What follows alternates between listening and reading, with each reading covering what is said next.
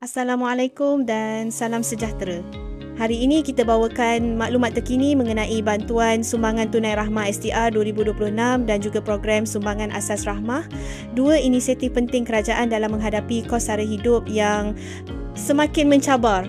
Pertama sekali, permohonan baharu dan kemaskini untuk STR 2026 telah dibuka mulai 13 Oktober 2025 melalui portal rasmi.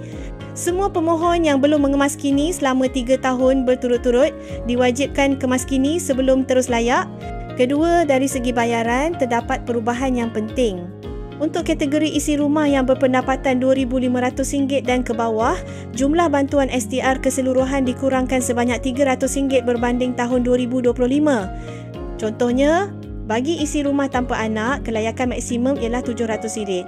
Bagi 1 hingga 2 tanggungan anak, jumlah keseluruhan kira-kira RM1,200. Bagi 3 hingga 4 tanggungan anak, kira-kira RM1,700 dan bagi 5 atau lebih anak sehingga RM2,200. Untuk kategori isi rumah berpendapatan antara RM2,501 hingga RM5,000, jumlah keseluruhan bantuan juga menurun. Sebagai contoh, tanpa anak hanya RM200, 1 hingga 2 anak RM450, 3 hingga 4 anak RM700, 5 atau lebih anak RM950. Bagi kategori bujang berumur 21 hingga 59 tahun, mulai STR 2026 mereka tidak lagi menerima pembayaran STR seperti sebelum ini. Sebaliknya, bantuan kepada mereka akan diberikan melalui program SARA iaitu RM600 setahun bersamaan RM50 sebulan. Dalam masa yang sama, program SARA turut dilaporkan akan diberikan kepada penerima STR bagi mereka yang layak. Bantuan SARA berjumlah RM1,200 setahun, RM100 sebulan dan bagi penerima kategori kasih atau miskin tegar sehingga RM2,400 setahun, RM200 sebulan. Maklumat tambahan yang penting, kerajaan telah memperuntukkan kepada program STR dan SARA sebanyak RM15 bilion di bawah belanjawan 2026, meningkat daripada RM13 bilion tahun sebelumnya. Tambahan lagi, untuk penerima STR yang sedia ada dan permohonan baharu, pihak portal menyatakan bahawa urusan borang dalam talian untuk STR 2026 boleh dilakukan sepanjang tahun mulai tarikh pembukaan. Mari kita ringkaskan apa yang anda perlu buat sekarang. Pastikan anda telah mendaftar atau mengemaskini akaun MySTR anda jika layak.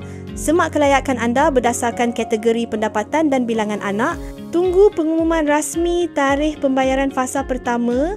Ada maklumat awal menyatakan mungkin bulan Januari 2026. Jika anda bujang berumur 21-59 tahun dan sebelum ini menerima STR, ambil perhatian bahawa tahun 2026 sokongan anda adalah melalui SARA, bukan STR. Akhir kata, kita sarankan agar semua pemohon terus memantau portal rasmi STR, SARA dan kemaskini maklumat peribadi anda dengan teliti agar bantuan ini dapat disalurkan tepat pada masanya. Sekian dahulu laporan kami. Jika anda ada sebarang pertanyaan atau ingin saya bantu semak kategori anda, tinggalkan komen di bawah.